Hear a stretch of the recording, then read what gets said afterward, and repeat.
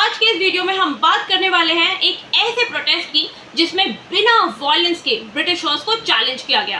So today we are going to talk about the very famous Dandi March which was led by Mahatma Gandhi ji. And now let's get started. तो बच्चों, Britishers के time पे क्या होता था, salt जैसी एक basic सी चीज के ऊपर लगाए जाते थे हैवी टैक्सेस, क्योंकि Britishers had monopoly over the salt. इसकी वजह से क्या होता था, जो इंडियंस हैं वो अपना खुद का नमक प्रोड्यूस नहीं कर सकते थे और गरीब लोगों को सबसे ज्यादा सफर करना पड़ता था, क्योंकि उन्हें एक छोटी सी चीज नमक, उसके ऊपर भी हैवी टैक्सेस देने पड़ते थे. अब इससे प्रॉब्लम्स क्या होती थी. So a basic necessity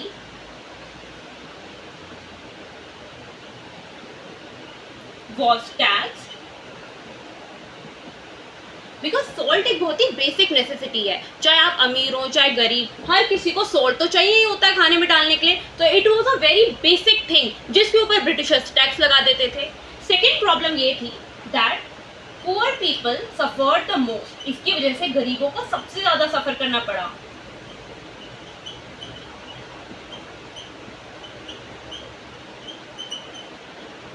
and the last problem was Indians were not allowed to make their own salt, क्योंकि Britishers had their monopoly over the salt.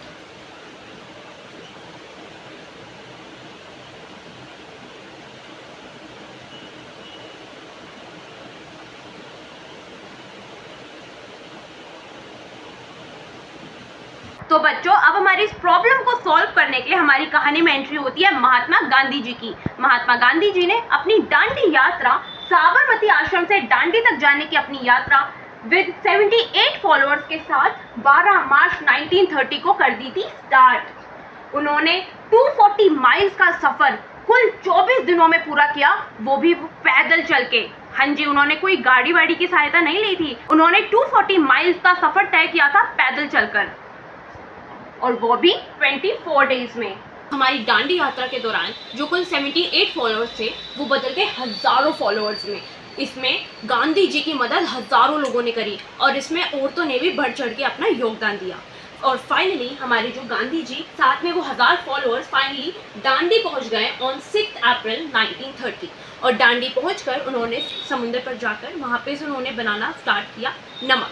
तो बच्चों, इस एक सिंपल से एक्ट के थ्रू ब्रिटिशर्स के द्वारा बनाया गया नमक के ऊपर लॉ और उसके ऊपर लगाया गया टैक्स गांधी जी ने तोड़ दिया. ये सुनने में एक बहुत ही छोटा सा स्टेप लगता है, but it was a big challenge to the British authority.